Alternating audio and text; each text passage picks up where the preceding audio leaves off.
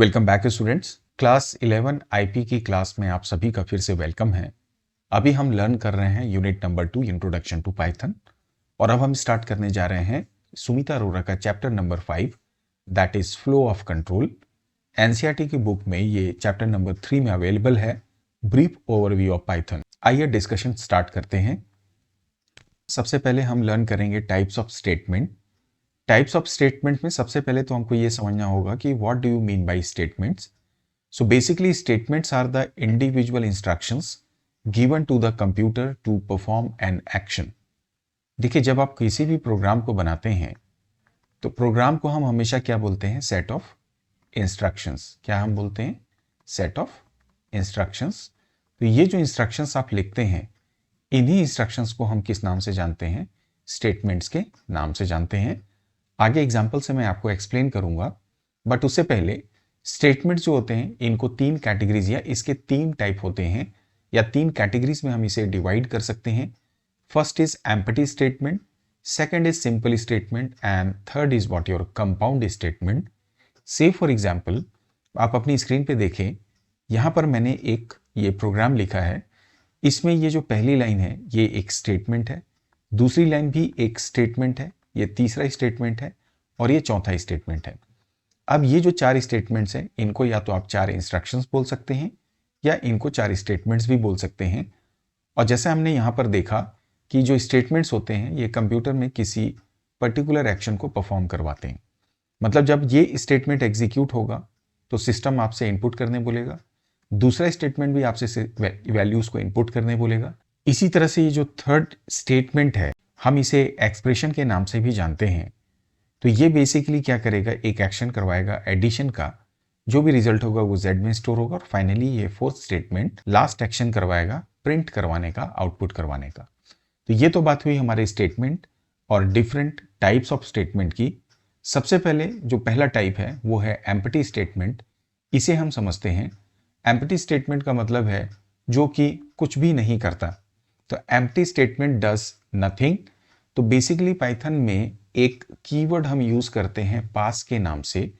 ये पास कीवर्ड जो होता है ये बेसिकली रोल प्ले करता है एम्प्टी स्टेटमेंट का। मतलब अगर आप इसे अपनी प्रोग्रामिंग में यूज करते हैं, इसका मतलब वह एक एम्प्टी स्टेटमेंट होगा। जैसे आप इस एग्जाम्पल को देखें, हमने एक नंबर इनपुट किया, उसके बाद हमने बोला कि यदि जो नंबर आपने इनपुट किया वो 5 से ग्रेटर है तो कुछ भी नहीं होना चाहिए, तो हमने पास कर दिया। मतलब ये एम्प्टी स्टेटमेंट हुआ। कहां पर? ये हमारा एम्प्टी स्टेटमेंट हुआ। अदरवाइज आउटपुट आपकी स्क्रीन में आ जाएगा। तो यहां पर ये जो पास है ये किसका रोल प्ले कर रहा है? एक एम्प्टी स्टेटमेंट का। तो ये हुआ मेरा पहला टाइप, एम्प्टी स्टेटमेंट। दूसरा इसी तरह से होता है सिंपल स्टेटमेंट। तो सिंपल स्टेटमेंट का मतलब कोई भी प्रोग्राम जब आप बनाते हैं तो उसमें कोई भी सिंगल इंस्ट्रक्शन जो कि एग्जीक्यूटेबल स्टेटमेंट होता है उसे हम सिंपल स्टेटमेंट के नाम से जानते हैं। जैसे ये एग्जाम्पल आप देखें, पिछले एग्जाम्पल में भी हमने देखा, हमने जो इनपुट का स्टेटमेंट लिखा x equal to input bracket में एंटर योर नेम, ये बेसिकली रिप्रेजेंट करता है या टाइप या कैटेगराइज हम कर सकते हैं इसे एक सिंपल स्टेटमेंट के नाम से। किस नाम से? सिंपल स्टेटमेंट के नाम से।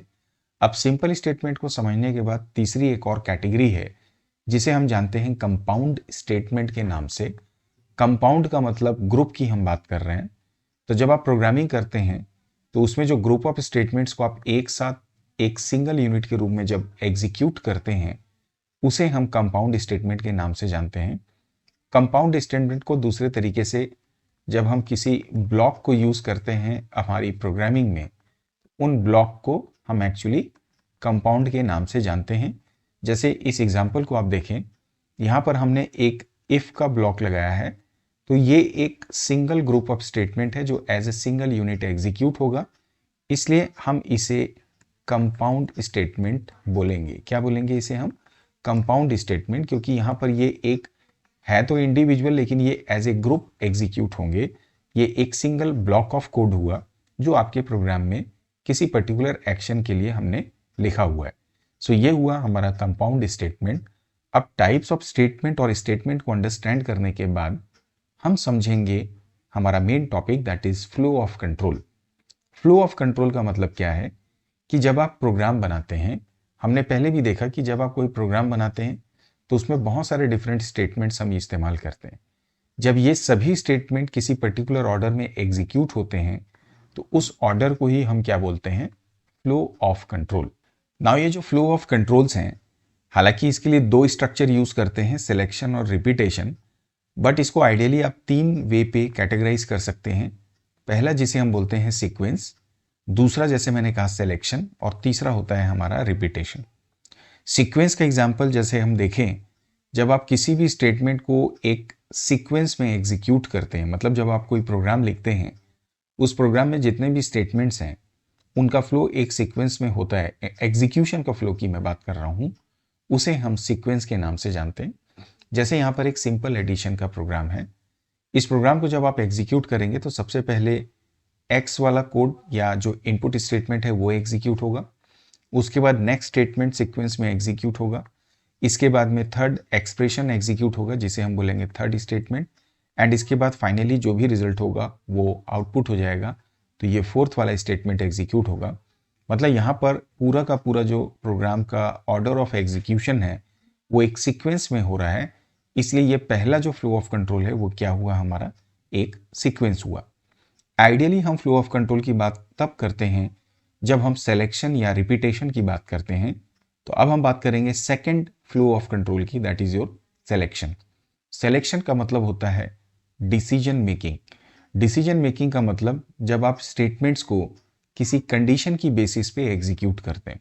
सो selection in a program refers to the conditionals which means that performing operations, ये ऑपरेशन सीक्वेंस ऑफ स्टेटमेंट्स भी हो सकते हैं जो कि डिपेंड करते हैं ट्रू और false value of given condition. मतलब आपके प्रोग्राम में हो सकता है कहीं पर कोई एक कंडीशन आए, अब जो कंडीशन आपने बोली ये कंडीशन या तो ट्रू होगी या ये फॉल्स भी हो सकती है। तो इस कंडीशन के ट्रू होने पे एक्शन 1 जैसे आपने परफॉर्म किया, या फॉल्स होने पर एक्शन नंबर 2।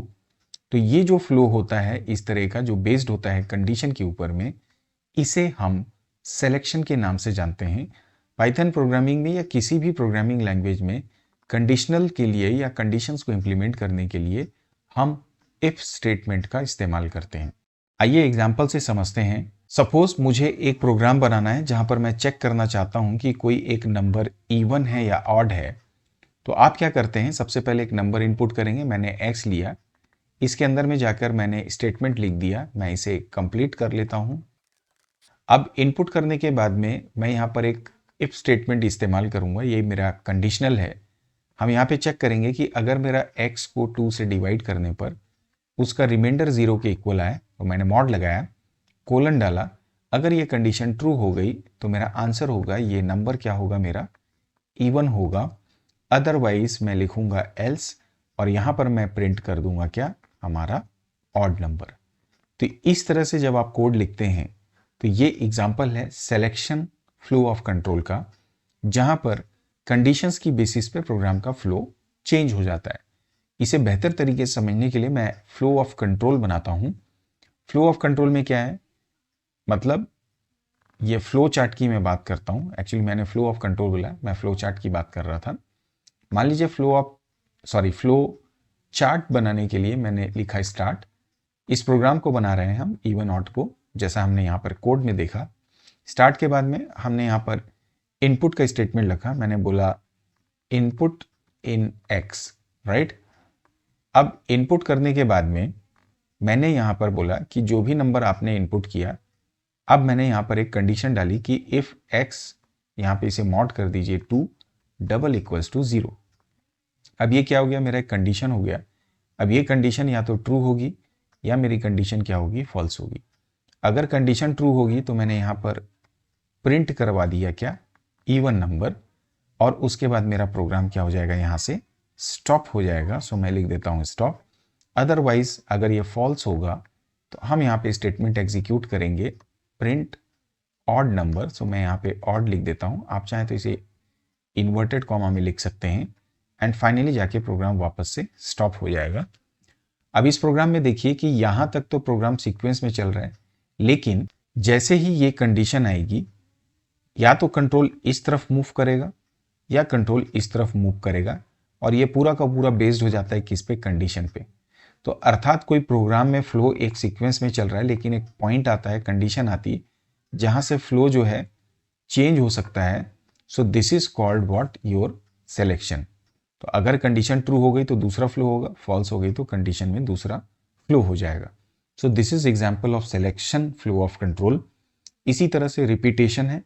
रिपीटेशन का मतलब आपको, जैसा इसका नाम है, समझ में आ गया होगा। जब आप किसी पर्टिकुलर ऑपरेशन को, ऑपरेशन का मतलब वो सेट ऑफ स्टेटमेंट्स भी हो सकता है, आप बार बार परफॉर्म करते हो और ये performance given number of time होती है, मतलब जब तक कंडीशन क्या रहती है आपकी, ट्रू।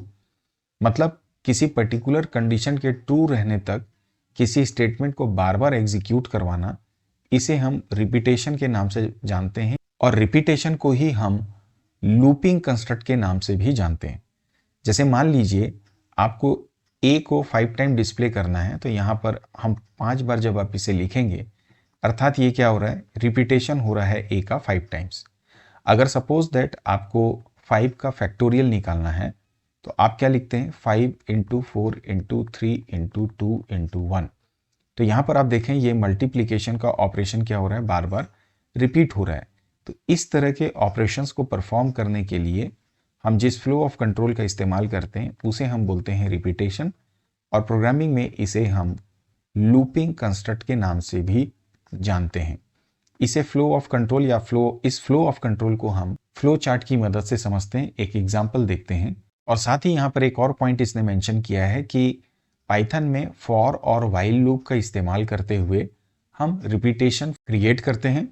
सो आइए अब इसे एग्जाम्पल से समझते हैं। जैसे सपोज दैट मैं एक प्रोग्राम बनाना चाहता हूँ x का पावर y के लिए।